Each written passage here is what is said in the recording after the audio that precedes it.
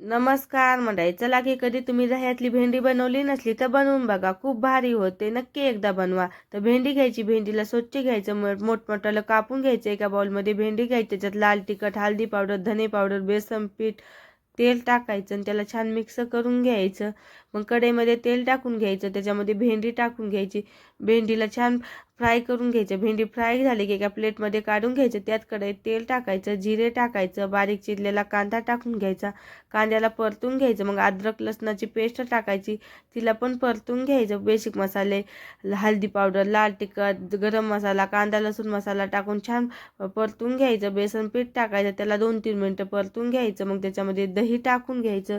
दह्याला छान मिक्स करीत राहायचं. छान दही मिक्स झालं की त्याच्यामध्ये फ्राय केलेली भेंडी टाकून घ्यायची, तिला मिक्स करायचं. मग गरजेनुसार पाणी टाकून घ्यायचं आणि छान मिक्स करून त्याच्यामध्ये चवीपुरतं मीठ टाकायचं आणि 5 ते 7 मिनटं भाजी शिजू द्यायची झाकण ठेवून. 5-7 मिनटानंतर छान भेंडी आपली शिजती.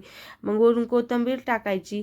झाली की आपली भेंडी तयार. तुम्ही हिला चपातीसोबत किंवा भाकरीसोबत कशासोबत खाऊ शकतात. खूप भारी लागते. नक्की एकदा करून बघा आणि चॅनलला सबस्क्राईब करायला आवडली असली तर कमेंटमध्ये सांगा. बाय.